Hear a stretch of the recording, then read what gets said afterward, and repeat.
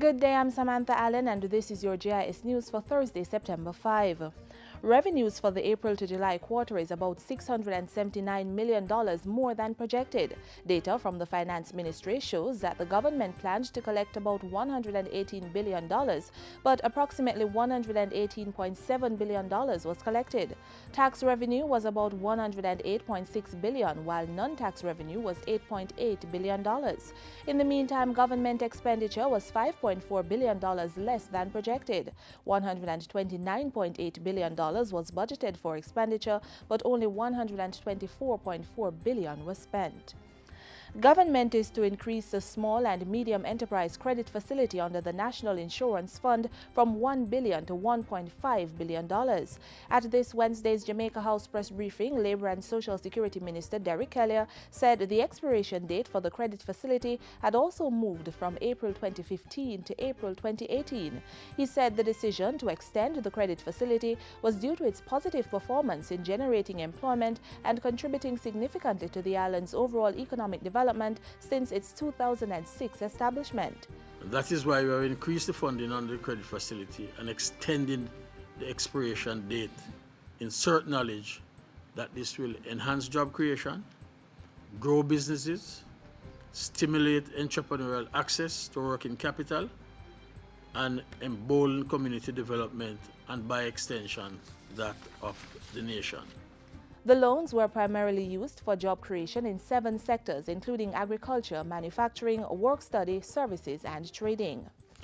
The Republic of Korea has joined an ongoing partnership between the Government of Jamaica and the Inter-American Development Bank to develop an Integrated Operation Command Center IOCC for Montego Bay.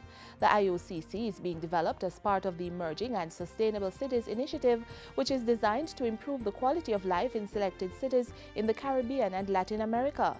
It focuses on the areas of urban management, traffic control, advanced security systems, environmental sustainability, and more. On Tuesday, Korean Ambassador Kim O-lim told local government minister Noel Arscott that his government was committed to helping with the technological implementation of the program.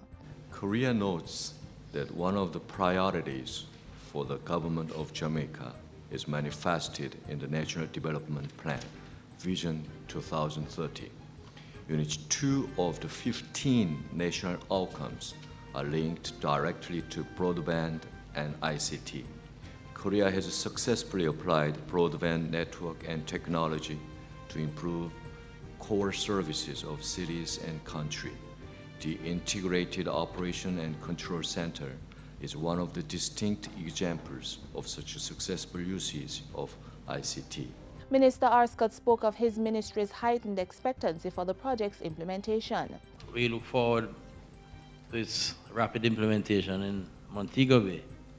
We are also working in Kingston to do a redevelopment of the city, and this kind of technology will be critical to success of the program in Kingston as well.